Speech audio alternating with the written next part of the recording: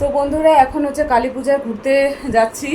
তো আজকে তো কালী পুজো, তো হচ্ছে যাই হোক, তো এখন হচ্ছে বেরিয়ে পড়ছি। তো এখন কটা বাজে? 7:10-15 হবে। তো আজকে দেখি আবার দূরের দূরেরগুলোও দেখতে পারি, আবার কাছেরগুলোও আর কি দেখতে পারি। এই জায়গাটা অন্ধকার আসছিল না, তার জন্য এই জায়গাটা দেখো আলো। যাই হোক, তো এখন হাজব্যান্ড আর আমি দুজনে আর কি যাচ্ছি। তো দেখতেই তো পারছো ড্রেসটা। তো এটা তো দুর্গাপূজার সময় পরেছিলাম, কালী পূজাতে আজকে আর কি ফার্স্ট পরলাম। কালকেও ঠাকুর দেখতে যাব। তো আজকে এখন যাচ্ছি, জানি না এখন কখন আসবো। আজকে রাত্রিবেলা খেয়েই আসবো, কারণ হচ্ছে হাজব্যান্ড বলছে বিরিয়ানি খাবে, বিরিয়ানি খাবে। তো আমারও ভালো লাগে বিরিয়ানি খেতে, তো ওর জন্য বিরিয়ানি খেয়ে একবারে ঠাকুর দেখে বিরিয়ানি খেয়ে চলে আসবো। আর রাস্তার মাঝে তো মানে চটপটি জিনিসপত্র আর কি খেতেও পারি। তো চলো দেখতে থাকো, বেশি দেরি আর করবো না, এদিকে অনেকক্ষণ আর কি হয়ে গেছে। হাজব্যান্ড বলছে তাড়াতাড়ি কর, তাড়াতাড়ি কর।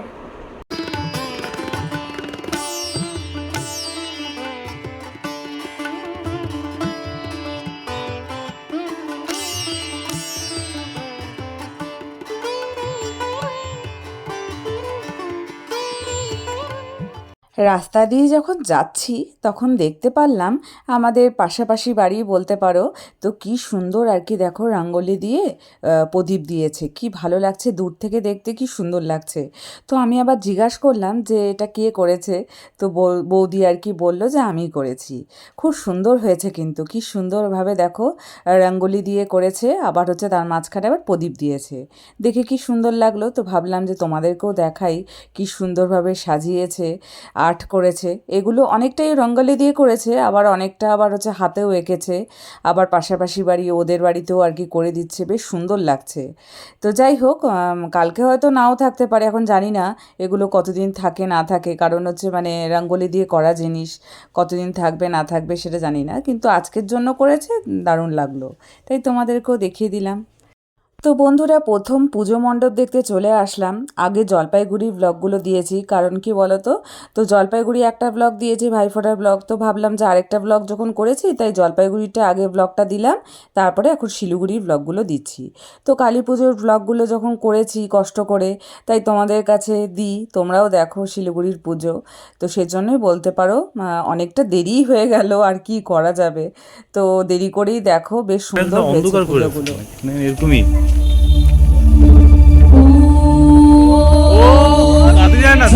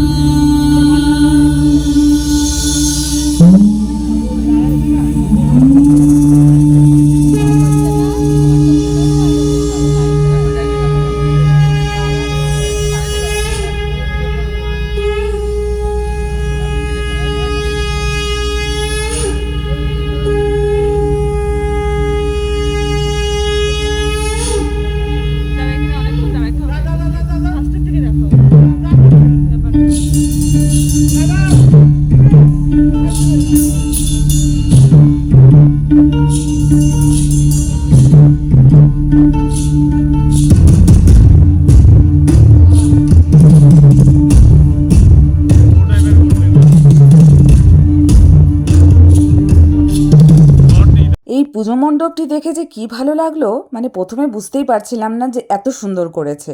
প্রথমে মনে হচ্ছিল কি অন্ধকার করে দিয়েছে, তো একদম, তো আমরা ভাবছিলাম ছোটো মোটোই করেছে নাকি, কি করেছে সেটা দূরের থেকে বোঝাও যাচ্ছে না। তারপরে যখন দেখলাম লাইটিংটা এত সুন্দর করেছে, তার সাথে বললা কালী মা আর কি, মানে এত সুন্দর লাইটিংয়ের সাথে চেঞ্জ হচ্ছে, আবার হচ্ছে মানে ধোঁয়া বেরোচ্ছে, মানে ধূপধুনোর যে ধোঁয়াটা, সেটা আমার মার চারিদিকে আর কি, বেশ সুন্দর লাগছে, দারুণ লাগছে আমার এটা। তো এটার পেছনে একটা গল্প আছে, সেটা তোমাদের কালকের ব্লগে বলবো। মানে অলৌকিক একটা ঘটনা বলতে পারো, মানে সেটা কালকে তোমাদের আমি ব্লগে বলবো, তার জন্য কালকের ব্লগটা অবশ্যই দেখতে হবে। এই পুজো মণ্ডপটিতে অনেকক্ষণ দাঁড়িয়েছিলাম। তো এবার হচ্ছে মা তারাকে দর্শন করে নিলাম।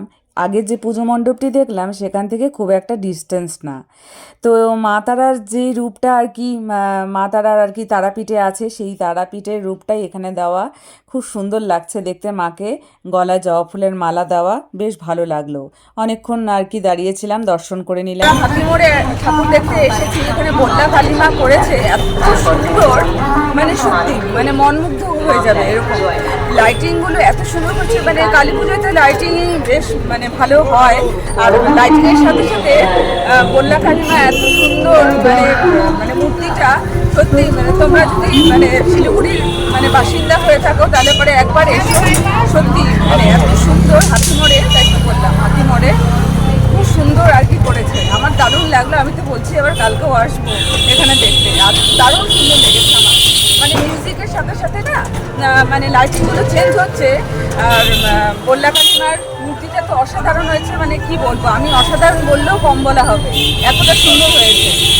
যাই হোক, কালকে আবার আসবো একটু দেখতে, এদিক দিয়ে তো সবসময় বাড়িই যাই, তো খুব একটা যে দূর তা না, কিন্তু হাজব্যান্ডকে তাই বললাম। এখন হচ্ছে আরেকটা ঠাকুর দেখতে যাচ্ছি, কারণ হচ্ছে টোটোতে বসেই গেছি, দেখতেই পাচ্ছ। দুটা ঠাকুর দেখলাম, এখন হচ্ছে 3 নাম্বার ঠাকুর দেখতে যাচ্ছি। যেহেতু হচ্ছে ভাইফোঁটা আছে, আমি তো চলেই যাব, নাহলে পরে আস্তে ধীরে অনেক ঠাকুরই দেখা যেত, সেহেতু এই 2 দিনের মধ্যেই ঠাকুর দেখা মোটামুটি কমপ্লিট করে নিতে হবে, শিলিগুড়ির ঠাকুর দেখা। তো বন্ধুরা, আরেকটি পুজো মণ্ডপ দেখতে চলে আসলাম। এই পুজো মণ্ডপটি দেখে চোখ সরানোই যাচ্ছে না বলতে পারো। এখানে করেছে নৈহাটির বড় মা। তো নৈহাটি বড় মা সবাই তো জানো কতটা জাগ্রত ওখানে মা কালী। তো এই ঠাকুরটি দেখে মানে এত ভালো লাগছে, আর 27 ফুট লম্বা। আগের বারও বড় মাই করেছিল, নৈহাটি বড় মাই করেছিল, এবারও মানে এবার তার চেয়ে আরও বেশি উচ্চতা আর কি দিয়েছে। দেখতেই তো পারছো এখানে ছেলেটা কতটা লম্বা দাঁড়িয়ে আছে, আর সেখানে মা কালী কতটা আর কি লম্বা। তো দারুণ লেগেছে এটা। আর হচ্ছে এখানে আমরা চা খেলাম একটু, তো চায়ের দোকানে যে দাদাটা, তার বাড়ি আবার সামনেই। তো দাদাটা বলছিল যে হচ্ছে এখানে আগের বারও বড় মা করেছিল, তো আগের বার হচ্ছে খুব খারাপ লেগেছে। আমি বললাম যে কি খারাপ লেগেছে, বলে যে মানে মাকে খুব কষ্ট হচ্ছিল দেখে। আমি বললাম কি হয়েছে, তো বললো যে হচ্ছে এরকম মানে এত লম্বা, তো ফায়ার ব্রিগেডের গাড়ি এসেছে, এবার হচ্ছে তারা জল দিয়ে আর কি মানে মাকে গলানোর চেষ্টা করছে, কিছুতেই গলছে না, জানো তো। মানে অদ্ভুত একটা ব্যাপার, যে কিছুতেই গলছে না, মার যে সিঁদুরটা সেটা পর্যন্ত আর কি গলছে না।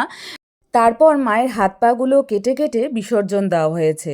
যেহেতু মায়ের উচ্চতাটা অনেকটাই ছিল, তো সেহেতু তো এই উপায় ছাড়া আর কোনো উপায় মানে কি করবে, সেজন্যই হয়তো এরকমভাবে করেছে। কিন্তু সত্যি কতটা কষ্টদায়ক, মানে শুনলেই সেটা কীরকম লাগে। মায়ের হয়তো ওখান থেকে আর যেতে ইচ্ছাই করছিল না, তার জন্যই হয়তো কত জল মানে দেওয়া হলো মাকে মানে ভাসানোর জন্য, তাও কিন্তু মানে গলছিল না মায়ের মূর্তিটা।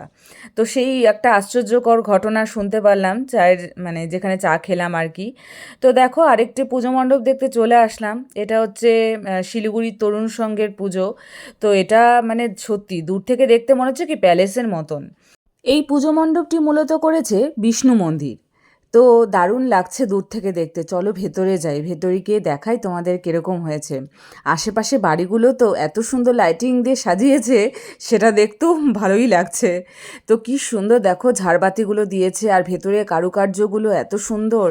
আর ভিড় তো মানে ঠেলাঠেলি একদম, এ ওকে ঠেলে আমি ওকে ঠেলি, এরকম করেই আর কি ভেতরে আর কি ঢুকছি। আর ভেতরে চলো মায়ের মূর্তিটি আগে তোমাদের দেখাই, একদম অন্যরকম। দেখো ঝাড়বাতিটা কি সুন্দর না, কি দারুণ লাগছে দেখতে। মনে হচ্ছে কি মানে সত্যি মানে কোনো মন্দিরে এসেছি বা কোনো প্যালেসে এসেছি, এরকমই আর কি মনে হচ্ছে। ভেতরে অ্যাম্বিয়েন্সটা এরকমই মনে হচ্ছে। তো তারপরে দেখো এখন মায়ের মূর্তিটি দেখব। তো মায়ের মূর্তিটি দেখে কি সুন্দর মনে হচ্ছে না, যে কার সাথে মিল পাচ্ছি। তো এখানে মনে হচ্ছে কি জগন্নাথ দেবের সাথে কিন্তু অনেকটা মিল আছে। মায়ের চোখটা দেখো।